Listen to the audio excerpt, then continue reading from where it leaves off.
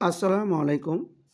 বাংলা সাহিত্যের প্রাচীন যুগ ও মধ্যযুগ নিয়ে মডেল টেস্ট ১ চলুন শুরু করি। চর্যাপদের কবিরা ছিলেন সহজ জানি বৌদ্ধ। ২ চর্যাপদের তিব্বতী অনুবাদ প্রকাশ করেন কে? প্রবোধচন্দ্র বাগচি। ৩ চর্যাপদ আবিষ্কৃত হয় কোথা থেকে? নেপালের রাজগ্রন্থশালা থেকে। ৪ রুখের তেঁতুলি কুমিরে খায়, এর অর্থ হল গাছের তেঁতুল কুমিরে খায়।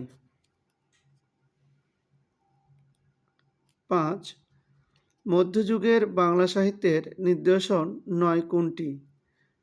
৯ চর্যাপদ। ৬ বাংলা সাহিত্যের ইতিহাসের কাকিলা গ্রাম কেন উল্লেখযোগ্য? শ্রীকৃষ্ণ কীর্তন কাব্যের প্রাপ্তি স্থান। ৭ মধ্যযুগের প্রথম কবি কে? বড়ু চণ্ডদাস। ৮ গীত গোবিন্দ কাব্যের রচয়িতা জয়দেব কার সভাকবি ছিলেন? লক্ষণ সেনের। ৯ শৃঙ্গার রসকে বৈষ্ণব পদাবলিতে কী রস বলে? মধুর রস। ১০ কোন কবির উপাধি কবিকণ্ঠহার? বিদ্যাপতি। ১১ গীত গোবিন্দম কোন ভাষার রচিত? সংস্কৃত। ১২ বৈষ্ণব পদকর্তা চণ্ডীদাস কতজন? ৪ জন।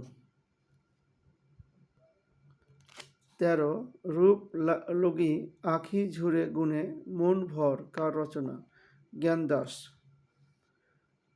১৪ কে বাংলা ভাষার কবি নন? জয়দেব। ১৫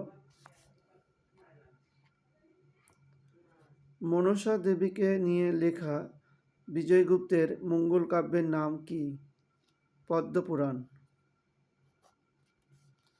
১৬ নগর পুরিলে দেবালয় কি এরাই? কোন কাব্যের পঙ্ক্তিটি? মঙ্গল কাব্যের।